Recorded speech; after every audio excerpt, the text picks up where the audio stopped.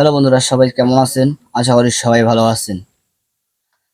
আমার স্ক্রিনে যে ফটোটা দেখতে পাচ্ছেন বা স্ক্রিনে যে ছবিটা দেখতে পাচ্ছেন, হয়তো তারা আপনারা ভিডিওটা দেখেছেন। আবার ভিডিওটা দেখলাম যে ঢাকা শহরে এমন কি হয়েছে।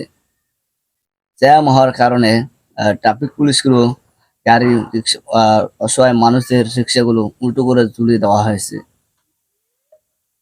তাদের কিছু আবার জনগণে দেখা যাচ্ছে, জনগণে কিন্তু পুলিশদের সাপোর্ট করে যাচ্ছে। আবার কিছু কিছু রিক্সাগুলো ধরে থানায় নিয়ে যাওয়া হয়েছে। আসলে যে তারা অবৈধভাবে যে গাড়িগুলো চালাচ্ছে বা তাদের কাছে লাইসেন্স নাই, তার কারণে তাদের কিছু করা হচ্ছে না বা তাদের কিছু বলতেছে না। তারা জানে যে তারা কিছু ফ্যামিলি চালানোর জন্য তারা রিক্সা নিয়ে রাস্তায় নেমেছে। তাদের সংসার চালানোর জন্য কিছু ইনকাম করছে বা রোজগার করে কিন্তু সেই টাকা থেকে ফ্যামিলি চালাচ্ছে।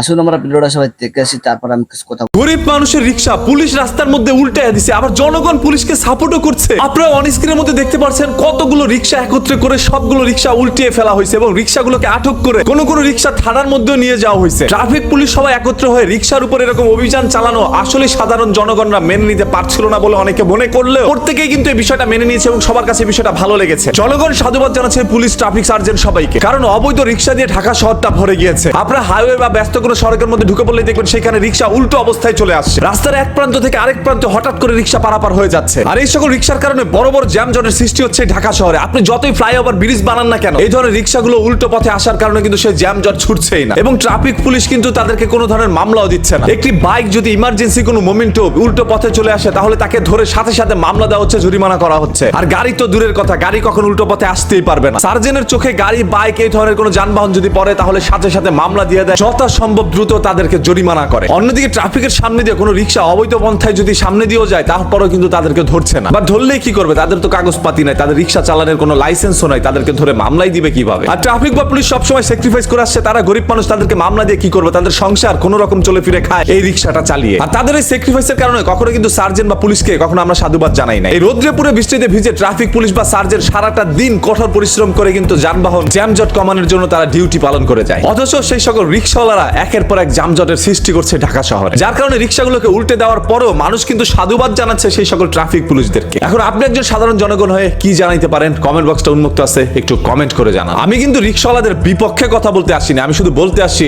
আপনারা সঠিক নিয়মে রাস্তায় রিক্সাগুলো চালান, আদারওয়াইজ যানজট সৃষ্টি করছেন আপনারাই। ধরিলাম আপনি গরিব মানুষ, এই তকমাটা লাগিয়ে আপনি রিক্সাটা উল্টো পথে চলে নিয়ে আসছেন, তবে সেই উল্টো পথে আসার অধিকার তো দূরের কথা, মেন সড়কে রিক্সা চলাচলই কিন্তু অবৈধ। আপনি একটি অবৈধ কাজ প্রতিনিয়তই করে যাচ্ছেন। দেশের মধ্যে যদি আইন প্রয়োগ করা হয় সঠিক নিয়মে, তাহলে কিন্তু আপনারা সেই মহাসড়কে উঠতে পারবেন। সার্জেন্টদেরকে গালি দিচ্ছেন, ট্রাফিকদেরকে গালি দিচ্ছেন, পুলিশদেরকে গালি দিচ্ছেন, অথচ তারাই কিন্তু সব থেকে বড় স্যাক্রিফাইসটা করছে আপনাদের পক্ষে। সেই ট্রাফিক পুলিশ বা সার্জেন্ট যদি আপনাকে ওইখান দিয়ে যেতে না দিত, আপনি কি করতেন? আপনার করণীয় কিচ্ছু নাই। তাই অবৈধ পথে কখনো যাবেন না এবং মহাসড়কে উল্টো পথে কখনো রিক্সা চালিয়ে আসবেন না। আপনার কারণে ঘটতে পারে একটি মহা দুর্ঘটনা।